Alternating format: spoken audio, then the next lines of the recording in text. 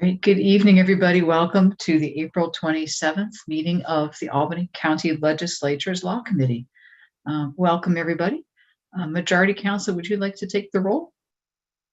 Sure, Madam Chairwoman. Ms. Plotsky? Present. Ms. Cunningham is excused tonight. Mr. Bergdorf? Present. Heaney? Here. Kuhn? Here. Mayo? Here. Peter? Here. Ricard? Present. And Whalen? 7 present, Madam Chairwoman. Great, thank you. Have you had a moment to review the minutes of the last meeting? Make a motion. Thank you, second the Mr. motion. Heaney. Thank you, Mr. Ricard. All in favor? Aye. Very good, thank you. Let's skip right ahead, if you all don't mind, to item 15, which is authorizing an agreement with the New York State Office for the Prevention of Domestic Violence. Who do we have here on this? I believe you have the district attorney himself. Hi, everyone. Welcome. Thank you for being here, Mr. Spurs.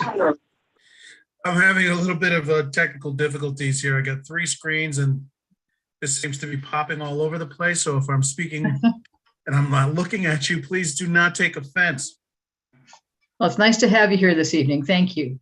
Well, thank you very much. We have before you tonight, we are requesting legislative action to accept funding from the Office of Prevention of Domestic Violence. Just to give you a little bit of background, they reached out to us several months ago asking us if we wanted to apply for critical funding designed to assist victims of domestic violence who during the period, during the pandemic, were otherwise trapped in their homes or had moved out, forcibly moving out of their situations because of domestic violence. And this money, albeit coming, I would argue, way too late, this money was designed to redress those issues.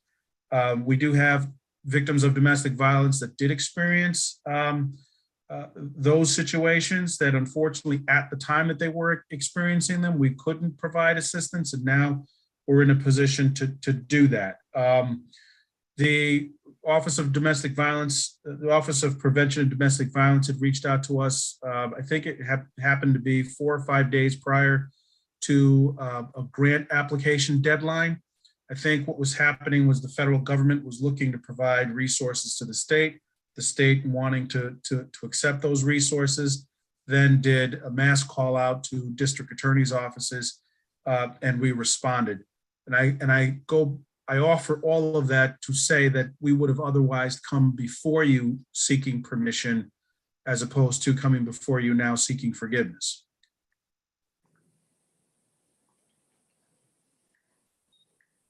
Appreciate that. Thank you. Do we have any questions for Mr. Spurs? I just have a question. Yes, Mr. Ricard. Thank you. Hey, Mr. DA, how are you tonight? Everything going well? How are you? Good. I'm doing well. Just a quick question. So is that retroactive? Is that what you're saying? To what happened, during COVID and currently, or what? Well, no, this is one of the few times in my 20 years of experience in this office that we actually sought a grant, and it was $1 figure, and they doubled the amount that we sought. And what it does is it does apply retroactively to victims that we've already assisted in cases, so long as they've incurred some kind of financial loss, we're able to provide these resources to. And this may be great information for you, but this grant also offers us the opportunity to provide services to victims, even if those victims had not come forward and filed criminal charges against their abusers. And so this is a pretty robust grant. It offers us the opportunity to assist people at no cost to the county. Okay, so just a follow-up on that. So is there a certain maximum allocation an individual could get? You know, $5,000 as an example or whatever. Yeah, well, what's interesting is we seem to have greater limitations in our procurement policies in the county than we do with the limitations in this grant. We can pay for first month's rent, the deposit, we can pay for moving expenses, we can purchase furniture. What we cannot do is purchase fuel, and we cannot purchase a vehicle. Okay. All right. Well, thank you, Mr. Day, and thank you, Madam Chairwoman, for giving me the floor. Thank you. Madam Chair. Of course, Mr. Ricard, you're most welcome. Are there other questions? Mr. Bergdorf, it looks like you have your hand raised. Yes, I do. Mr. District Attorney, how will this overlap with what Karen Ziegler and her programs do for domestic violence victims, or will you be working with her? We are working with her as well as a number of different organizations, all of whom, and feel free as well in the various circles that you come across, if you happen to know individuals who are victims of domestic violence, and I would again highlight, doesn't have to be a victim of domestic violence who's actually reported the domestic violence. If it's a victim that comes in and qualifies, we will be able to provide these resources to them. And so far what we're experiencing are rent is not an issue, but the purchasing procurement policies of the county seems to be the only issues, but paying for utilities as well as paying for paying landlords for people who may be backed up in their rent as a result of the domestic violence condition. This grant permits that activity. But we are working with the county agencies and, quite frankly, any outside agency that may have victims that fall into that category. Okay, thank you very much. Any final questions for District Attorney Source? How about a motion? Motion. Thank you, I'll Mr. second Beatty. Thank you, Mr. Ricard. All in favor?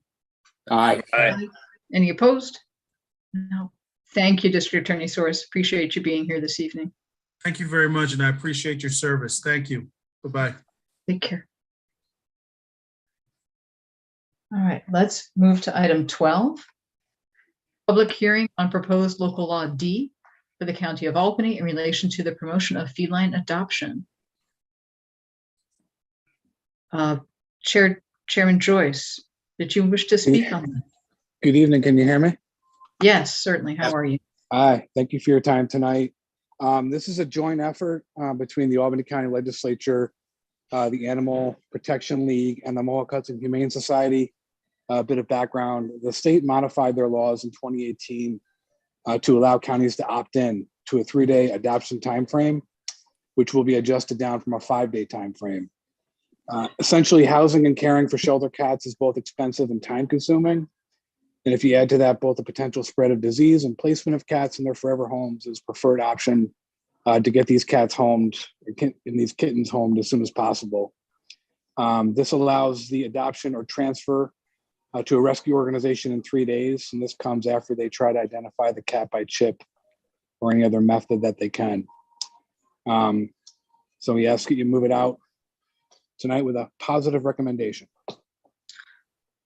Thank you, Chairman Joyce. Are there any questions? Question. Yes, Mr. Bergdorf. Mr. Chairman, is there any reason this has to be a local law and it can't just be a resolution? It's the way the state law is written. Oh, it's okay. So it's driven by state law. I'm supportive. I'm just curious why we couldn't do it in one step and do it quicker. Any other questions? I'll move it. I'll move Thank it. you. Can I second?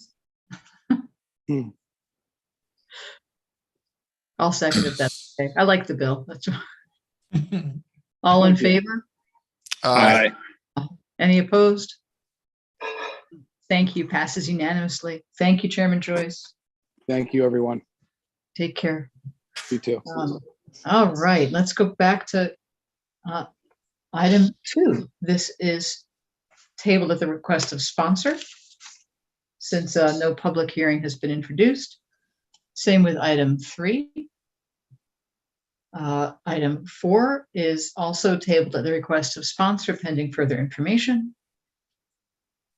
Item 5, local law M. I don't believe Mr. Purley is on this evening. No, it's my understanding that it was his intent to table it as was done in CSGI last night. Okay, It has essentially been replaced. okay, great. Let's table this. Item 6, public hearing on local law K is also tabled at the request of sponsor. Item 7, public hearing on local law M, also tabled at request of sponsor. Public hearing on local law B. Item 8, tabled at request of sponsor pending further information. Local law A, the Stage Act. This is also, as I understand, being tabled. Am I correct, Majority Council? Yeah, Rebecca, if I may, at the request of the executive office, they've asked that it be tabled if there were any specific questions because they weren't available tonight. Okay, then we shall table. Item 10. Local law B, also tabled at the request of sponsor pending further information. That brings us to the last item. Whoops, no, almost last. Item 11, public hearing on local law C on catalytic converters. I And, haven't heard back from Mr. Cleary, so I believe it would be presumed tabled at the request of Okay. sponsor because he's not here. All right, let's table that then, please. Item 13 is the public hearing for the same item, so that's also tabled. And item 14. Item 14 is tabled pending public hearing. Tabled pending public hearing. Sorry, yes, got it. Okay, 12 was the local law. Got it. Just had to catch up. I think that brings us to the end of the agenda.